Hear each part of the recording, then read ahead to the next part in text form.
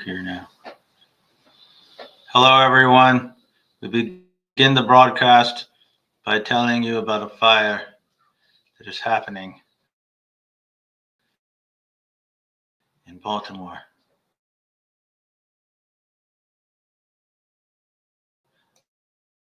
Let's watch it on here. Not far from I-83. At last check, light rail service remains suspended between Falls Road and North Avenue. Shuttle bus service still available in between those stations. Of course, we'll continue to monitor this for you and bring you any new details in this newscast. Well, a large part of the... Okay, that's that. That's the story.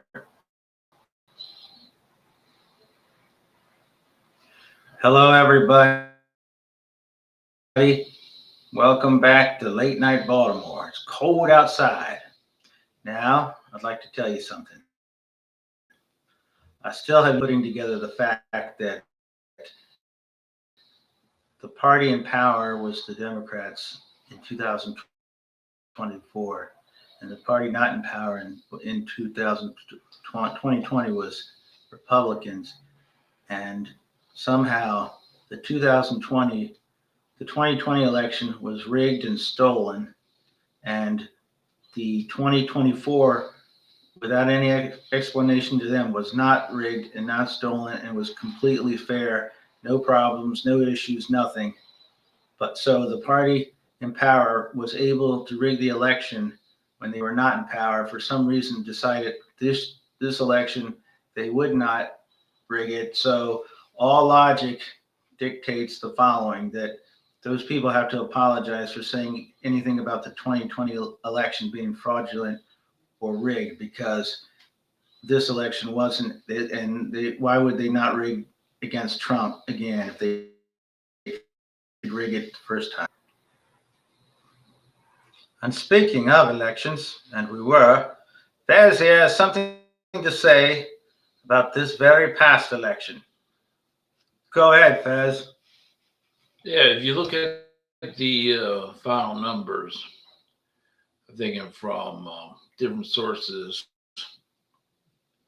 that the final count in the House is what I predicted: 220 Republicans to 215 Democrats. Democrats were able to pick up a seat, California District 13, with there were over 200,000 votes cast for each candidate, and they, I think it was 200,000 total, and it was a difference of 187 votes. Democrat won that race. Great, so the Democrats gained that seat. So right now, with the number of people that he's named for cabinet positions, until they have the special elections to fill those seats, the count in the Congress is going to be 217 Republicans to 215 Democrats. So that's going to be that's razor thin margin. And speaking of those cabinet positions, Hesgreth, who sounds like a villain in Harry Potter, but is actually a villain in the real world, he doesn't look like he's long for the list. Might be another Trump 2.0 reject. And you were saying, Fez? I was saying also, it's apparent now that there's no way the votes are in, and Trump did not win 50% of the vote. People thinking that this was some kind of landslide. When you looked at the results of election night, it was at one time 52.1 to 47. Ends up probably about, if Cook Report had it, down to 49.83 for Trump and 48.24 for Kamala. So that was very, very close election, the closest elections ever. Now, about election integrity in North Carolina, just the Republican uh, Supreme Court justice who lost his race is is trying to throw out votes of 60,000 votes of people who had already voted because they didn't present a driver's license or some sort of, or the social security number. But this is the way it's been done in North Carolina for years and years. And he wants it just thrown out just for his race, not for the whole state. So it seems kind of hypocrisy at greatest level when they talk about free, that they didn't get a free and fair election in 2020.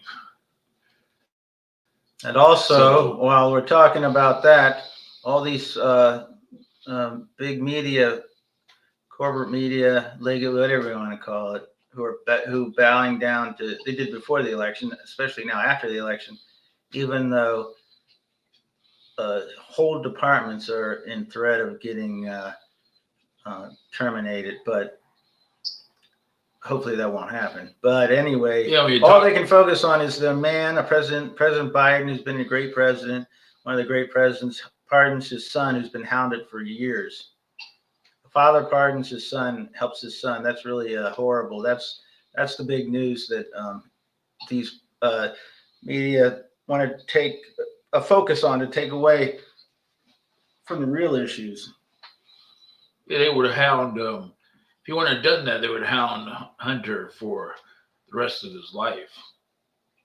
Either that, or even if Trump would have pardoned him, just to as an FU, to it would have been an even bigger FU. So Joe Biden loves his sons, and Chuck Todd is an asshole. He was talking about personal family issues in the Biden family. Maybe he knows the Biden family, but he's talking about very personal issues, revealing personal issues is not even in the news. They have nothing to do with anybody but their own family struggles. Everybody has struggles like that. Okay, what do you say is going on in Ukraine, Fez? Ukraine, the Ukrainians, because they're able to use the attack missiles and the Storm Shadow missiles that are more long range. But they're only allowed to use them in the Kursk region where they're winning the war. They're taking ground, and the Russians are having up to 2,000 casualties a day. So it's just Russia just throwing troops like they've done all the time, the meat grinder. And say that the front line in the Kursk region, the average lifespan of a Russian soldier is less than 2 weeks. So they've been able to hit a lot of targets, military targets, with those longer range missiles. Yeah, what's Trump going to do when he comes in? If he brokers peace, it will only be by saying that Putin gets everything he wants, and he'll go, and that'll be horrible. Or he'll just let things keep going because he won't want to be seen as weak or something by letting Russia help, like ending aid to Ukraine. Yeah, one time where he said just let Russia take whatever land. He can't. He has to stand up to Putin in the sense that, because he doesn't want to prove everyone right that he's Putin's puppet. So he can't have Putin taking control of a lot of land. But to end the war, he's got to actually be a tough negotiator, which he hasn't. He's never been a great negotiator. It works out for him, but it doesn't work out for anyone else. And speaking of tariffs, which we were we're not, but we are now. What do you say about tariffs? Tariffs are a horrible, horrible idea. Even the theory of what they're supposed to do, protect markets in your country, won't work because we don't have the markets in our country. All we're going to do is start trade wars with our allies, and then it will just cause hyperinflation because all those costs that the products have to come in and other countries have to pay this tariff is going to go up in higher prices. So we're going to have hyperinflation, and this is going to be terrible for the economy. The economy will crash. We'll go into recession. Hopefully, avoid a depression. But this plan, if it goes into effect, is trade wars with all our allies. Yeah, with Canada, Will destroy 23%, and Mexico 23%. Yeah, will destroy. Going into these trade wars will destroy the American economy and cause hyperinflation. Inflation was bad before, where it was lowest in the world.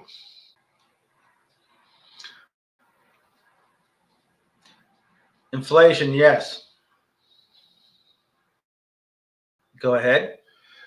Okay, these getting trade wars with your allies. What happened with China, which is destroy the farmers, is that they just go to another market. They will just go to the European Union and not even do business with the United States. And if you look at a place like Walmart, or you look at like running shoes, they're all from China. Everything seems to be from China. If you take and you add 30% to that cost, it's gonna not only it's gonna get to the point where Walmarts are gonna be shutting down because they'll no longer be affordable places. And also, there's a huge labor shortage in the United States. And if you do this, besides the lack of humanity and the racism behind threatening deportation and breaking up families and such, you're going to get rid of all these needed workers, which really will bring about around That's another thing. economic ruin. Yeah, that's another thing that will destroy our economy.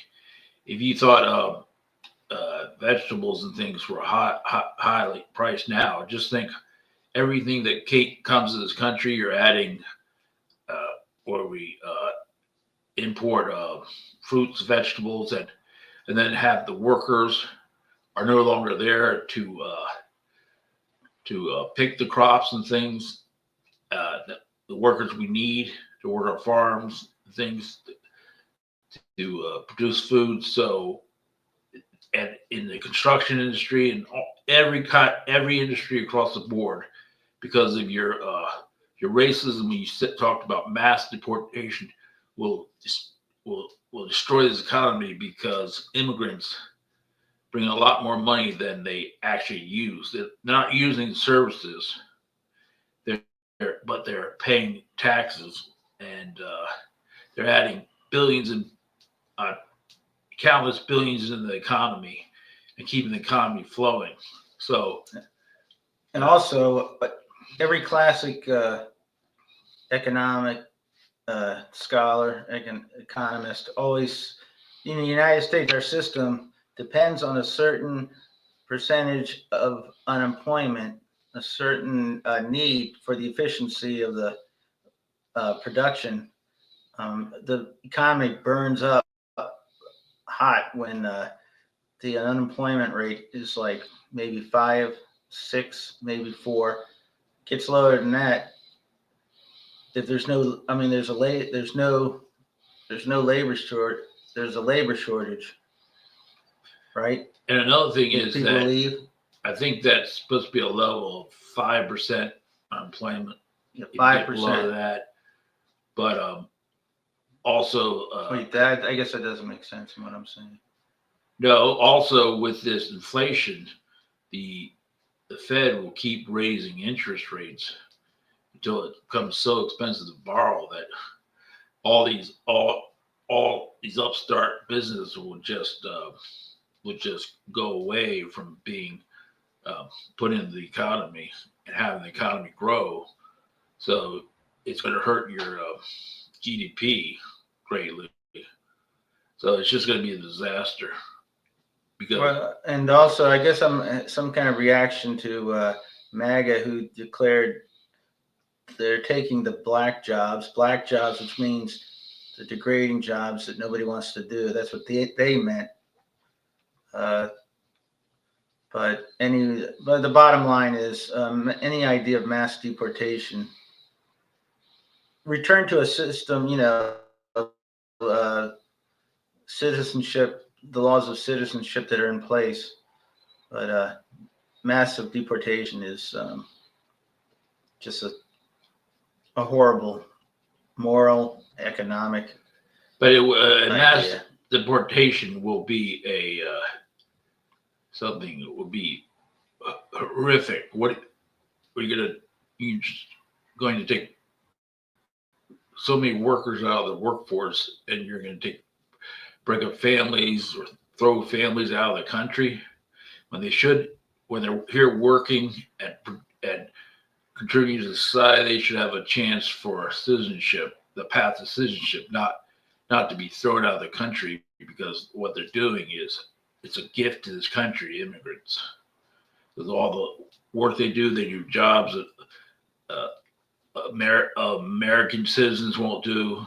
And so it's one thing to vet but you have these hardworking people who come here for a better life and work their asses off, and to be treated like this is not only risk, it destroyed this economy. This country has been built upon the back of working people, and you have people who come here and work and want to work, and it's supposed to be the land of opportunity. You take that away, you're destroying not only the American economy but the spirit of America. And I guess that's my final word for now. Well, I would say also that that's true. I would say that that's accurate, and we're not going to become an autocracy. Now, late night Baltimore has a say in it.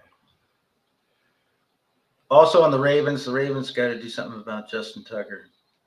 I don't think they're going to bring any competition for now, John Harbaugh said. But they got the Giants up next. They can't look past that game because earlier they've lost to the Raiders, they've lost to the Browns, so they got to be careful about that game coming up. And speaking of betting, I put the money line amount, which was 245. I put down for the Dolphins just to beat the Jets. So, Fez, tell me again that the Dolphins are going to beat the Jets. The Dolphins are going to beat the Jets. It's at home. If they lose that, they're not winning it. Probably won't win another game. So, Dolphins are going to win that game as much as a guarantee as I can give. Everything is in their favor. The weather.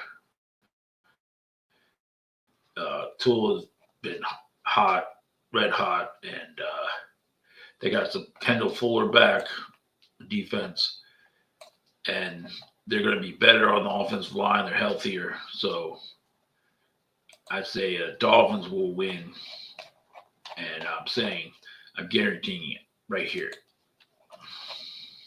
All right. Well, everybody, that's all for tonight. Like and subscribe, and everybody have a great night and keep fighting the fight. And don't let MAGA win. Remember, it's still going to be the Ravens and Lions in the Super Bowl. So that's my prediction preseason, and that's what I'm sticking with. So everyone have a great night, and we'll be back. Stay warm because it's cold outside. We'll be back often, and we will be the resistance. Yeah. We'll be your voice. Yeah, right. And support Ukraine. That's right. Okay. Thank you. Please subscribe. Good night.